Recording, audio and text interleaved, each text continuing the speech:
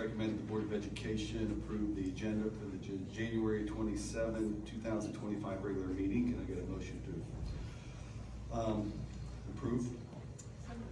Thank you, Mrs. Martindale. A second? Second, Angela Steele. Thank you. Roll call, or is there any additions or subtractions or corrections to the agenda? None, seeing none, roll call. Ms. Martindale, Yes. Ms. D'Angelo Steele, Yes. Ms. Liskini, Yes. Mrs. Peterson, Yes. Mr. Bosso. Yes, moving on now, it's recommended that the Board of Education approve the minutes from the January 6, 2025 meeting as attached. Can I get a motion to move that? So moved. Thank you, Mrs. Martindale. Second? Second, Liskini. Thank you, Ms. Liskini. Any corrections to that? Seeing none, roll call. Ms. Martindale, Yes. Ms. Liskini, Yes.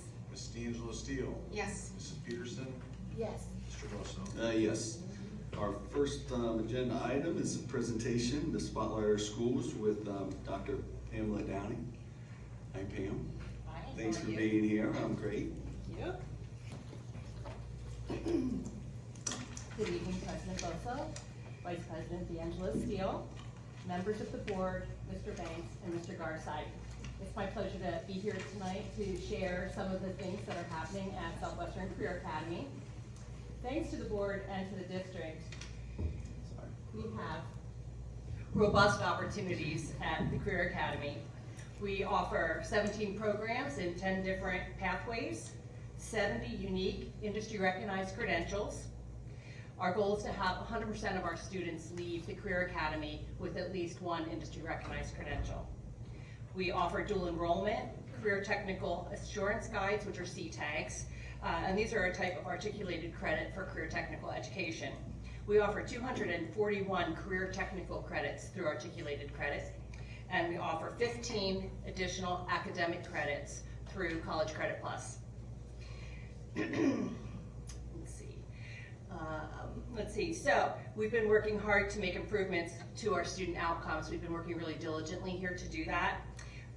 For example, student achievement, which is technical skill attainment, I'm sure you've heard this before, which we get through web exam, our end of course test for career technical classes. In 2022-23, we had 46.9% of our English language learner students earn technical skill attainment. Now, technical skill attainment is they take 4 web exams over the course of their 2-year program. And so proficient and higher as a score on those 4 web exams result in technical skill attainment. And so we took them to 81%, which is a 34% growth in 1 year. We also worked with our students with disabilities. They were at 57% technical skill attainment in the 2022-23 school year, and they grew to 89%, which is a 32% growth. Overall, our entire student body, they were at 84.5% in the 2022-23 school year, and they grew to 94.65% technical skill attainment, a 10% growth. So this was based on a lot of initiatives and a lot of hard work from the staff. And so we were really proud of those results because our English language learners and our students with disabilities were our 2 lowest performers on the web exam. We also worked really hard to increase our work-based learning hours and participation, and I know that Christine Galvin talked about that already. But we, our career pathway specialists, they're really leading the charge. That's Debbie Stith and Dawn Weaver. They're really leading the charge to open up opportunities for our students, and they take a lot of that pressure off of our teachers to be responsible for that.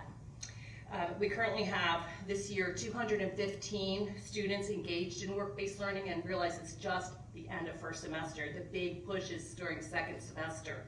So we expect to see even more growth. And that's 70% of our seniors out on work-based learning already. Combined, they have earned more than 65,000 hours this school year. That's, I had to add up a couple of times with the calculator to make sure that was accurate. It seemed like a lot. Our career pathway specialists, I can't tell you how hard they're working and how much they're supporting the teachers, so we really appreciate that. Here we have some of the technical skill attainment by program. You can see the 22-23 school year and the 23-24 data and the differences, but that's not broken down by subgroups, that's just by labs. So this year we received 5 stars on the Career Technical Planning District report card, and much of that is focused here at the Career Academy. We met 8 out of 9 federal indicators. The one indicator we did not meet was the non-traditional student enrolled in a career tech program. So that's like males in cosmetology or females in auto technology. So that's the one area we haven't met an indicator. So other indicators include graduation rate, academic proficiency in English, in math, and in science, post-secondary placement, participation in work-based learning, and technical skill attainment. So we can go on to the next slide if you would. Thank you. So the achievement we've already talked about, so I won't continue there, but career and post-secondary readiness, that's the ACT or SAT scores that are remediation free, 12-point credentials, military enlistment, CTAGs, web exams, Ohio Means Jobs, CTSO participation in leadership, etc.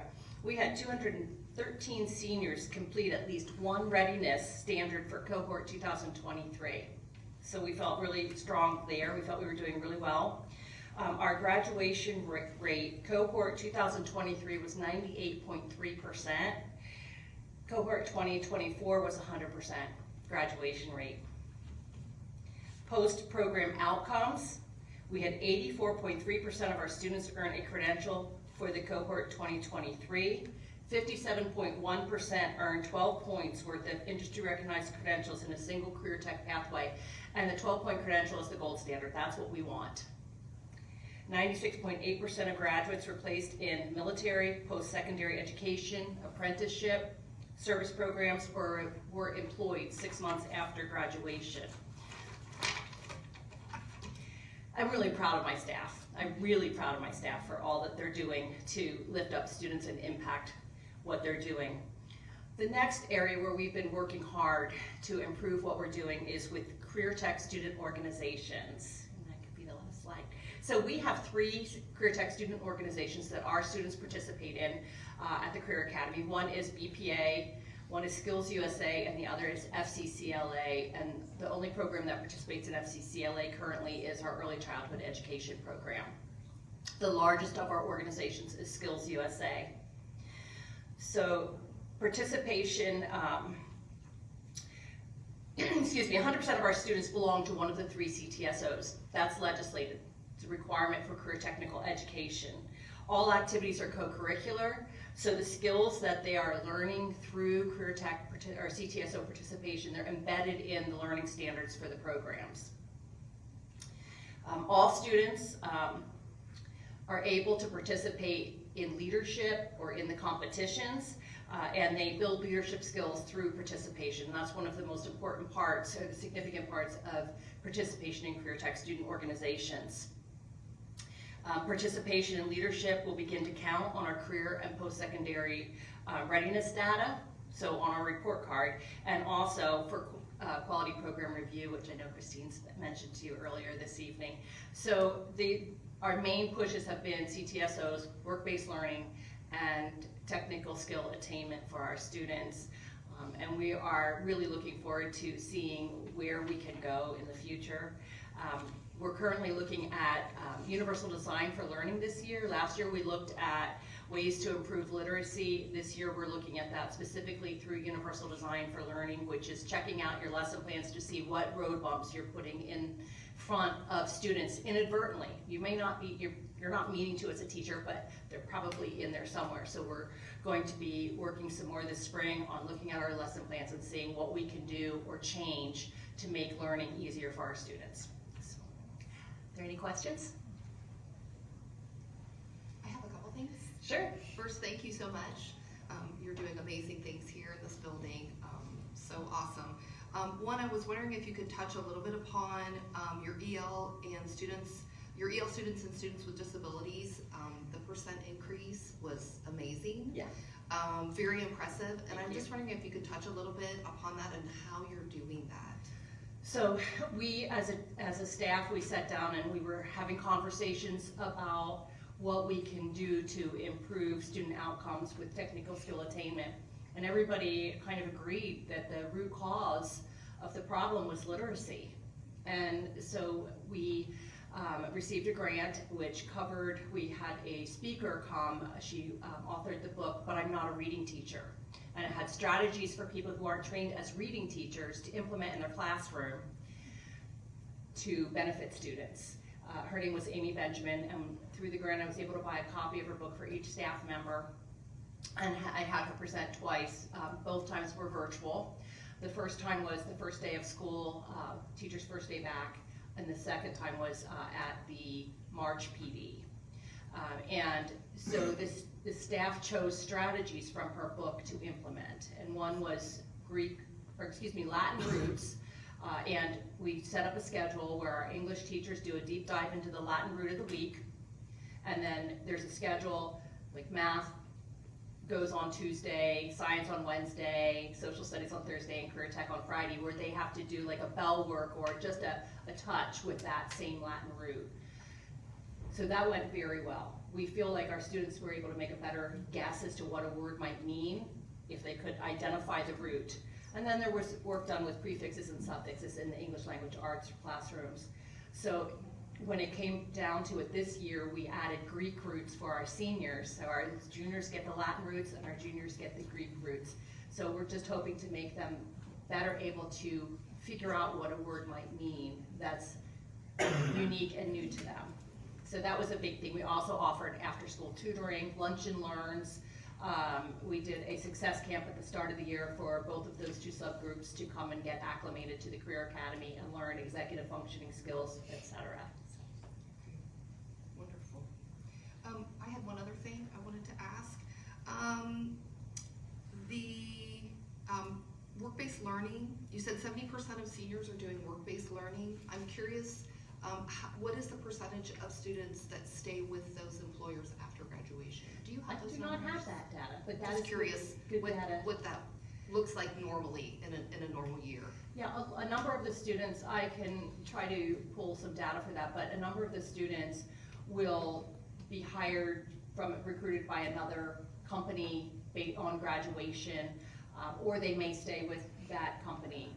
Some may go on to military enlistment and leave that employment, or they may go on to college. Sometimes they're working and going to college, oftentimes with tuition reimbursement so that they come out of college debt free.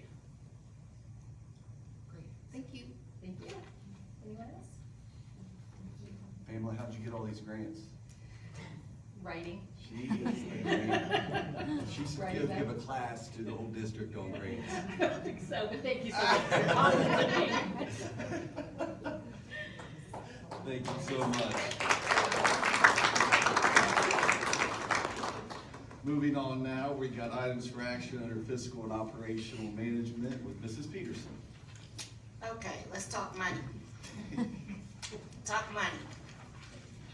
You will see on the agenda for tonight, there is 2 resolutions. One, the first one is to authorize the purchase of buses. It is recommended that the Board of Education accepts the bids as organized by the Meta Solutions from Cardinal Bus Sales and Services. This is for 8 78-passenger gasoline school buses and 6 48-passenger Lyft gasoline buses, each equipped with digital video systems at a cost of, I'm just gonna say 1.9. I will tell you, I looked at that multiple times, like buses are expensive. 1.9 million. This capital purchase will be made from the Permanent Improvement Fund. A little bit of background on this before I go to the second resolution. The district has consistently budgeted a portion of the funds from the permanent improvement levy that was passed in the spring of 2025 for bus purchases. So know that these things are taken in consideration as we are trying to keep our transportation department, our bus drivers and our kiddos in safe vehicles, bus transportation, and keeping up with that. It's no different how after so many years in time, our cars go kaplunk or they start to have that wear and tear, and you gotta get another vehicle. We wanna keep them in good buses.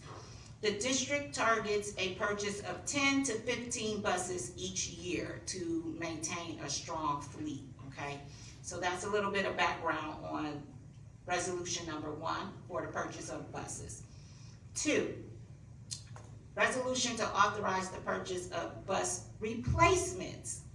It is recommended that the Board of Education replaces 2 total buses from the bids as organized by the Meta Solutions from Cardinal Bus Sales and Services. This will be one 78-passenger conventional gasoline bus and one 48-passenger lift gasoline bus for a total cost of $267,063. This capital purchase will be made with insurance proceeds and from improvement funds. Background on this one is that two buses were totaled in accidents this year. The district's insurance policy provides replacement coverage for buses within a certain limit. The district will use the insurance proceeds and the permanent improvement funds to be able to complete the purchase of those 2 replacement buses. Okay, Mr. President, after reviewing these items, I move them for approval.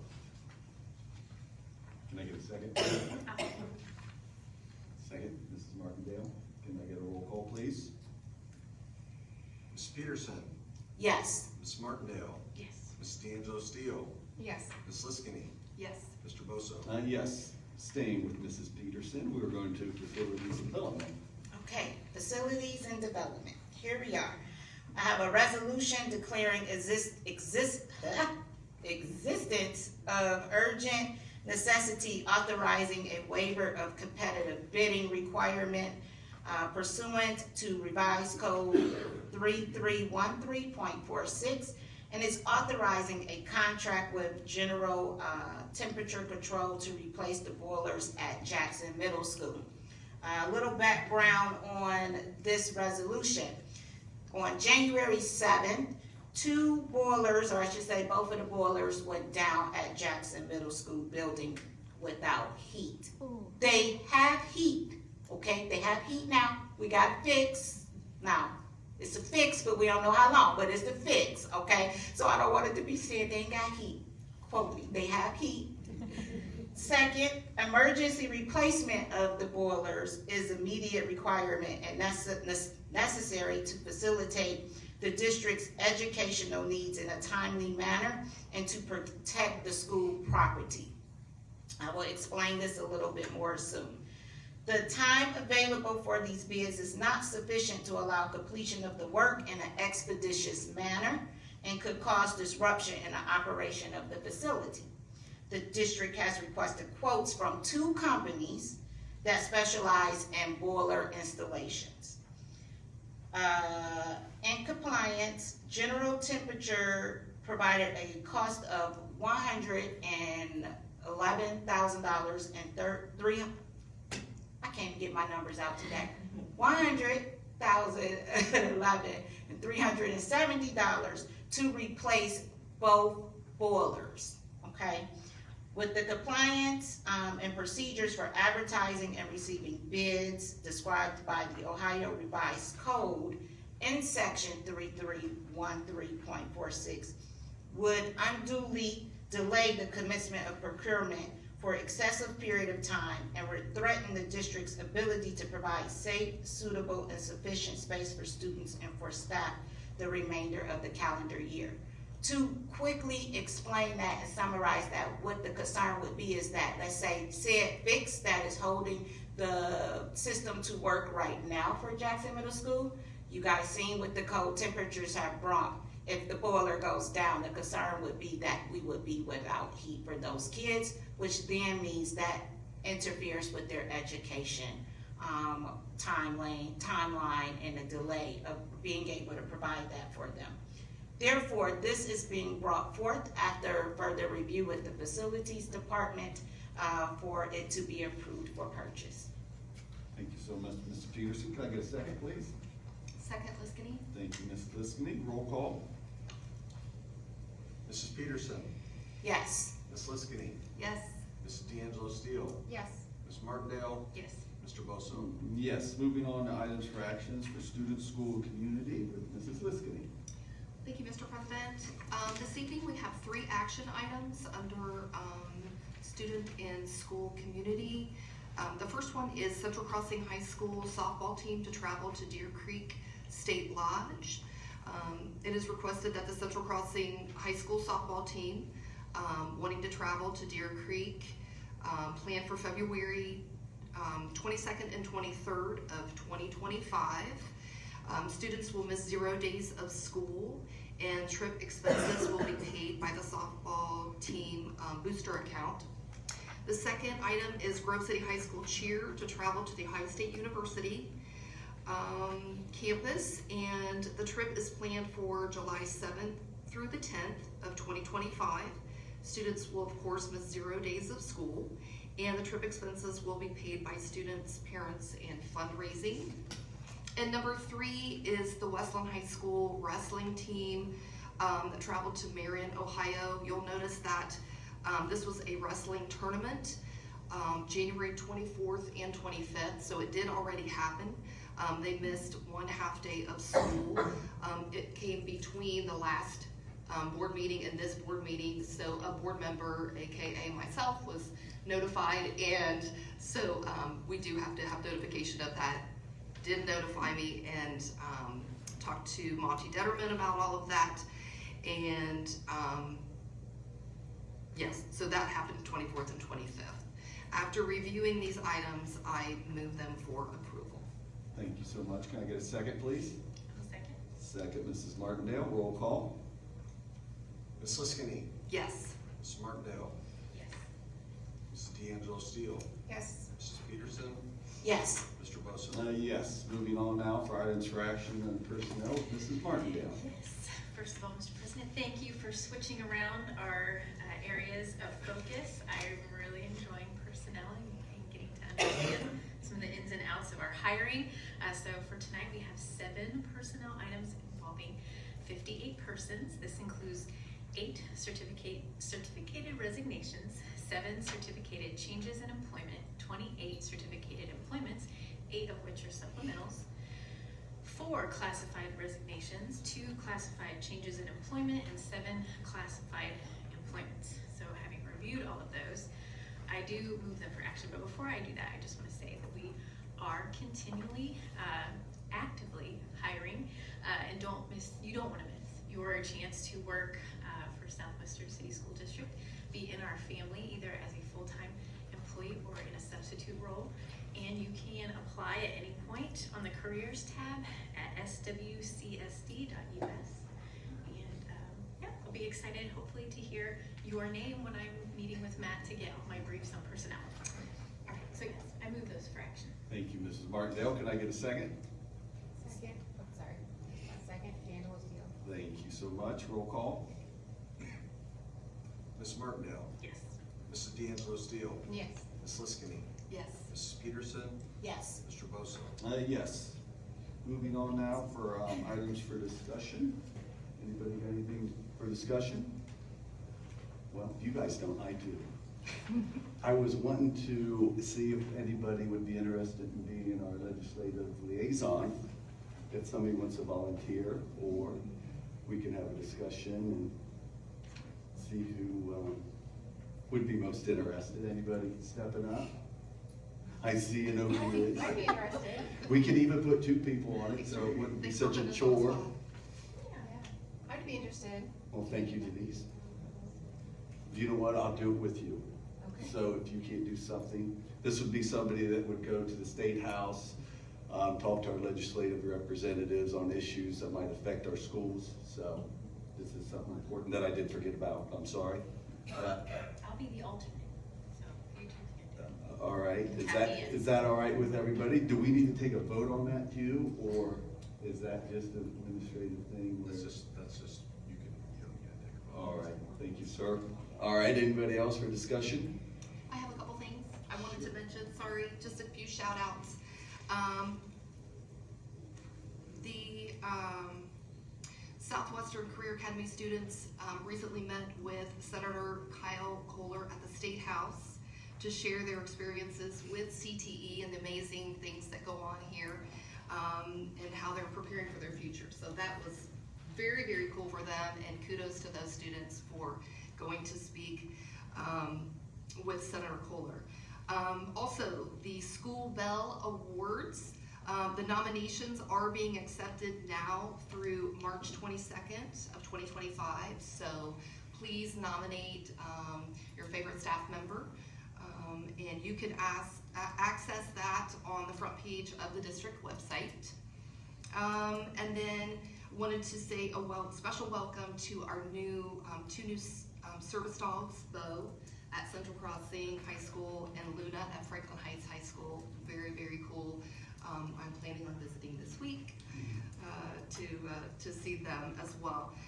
Also, we heard this earlier from Dr. Shuey, and I wanted to give a shout out to Westland High School. They were recognized by Nationwide Children's Hospital as the 100th Project Adam Heart Safe School in the state of Ohio, which is really, really great, and kudos to the staff there for stepping up and getting that certification.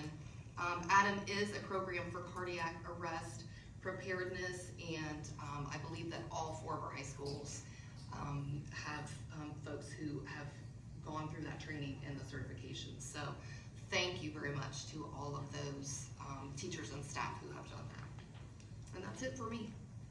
Thank you. Anyone else? Seeing nothing else, we're gonna go ahead and head into executive session. It's recommended the Board of Education adjourn to executive session according to policy 0166 to consider the employment or compensation of public employees. Can I get a motion to go to executive session? So moved. Thank you, Mrs. Martindale. Can I get a second? Second, Peterson? Thank you, Mrs. Peterson. Roll call. Ms. Martindale, Yes. Mrs. Peterson, Yes. Mrs. D'Angelo Steele, Yes. Ms. Liskini, Yes. Mr. Bosso. Yes. As usual, we don't expect anything after executive session, but you're more than welcome to stay out. Thank you for coming. Have a good evening.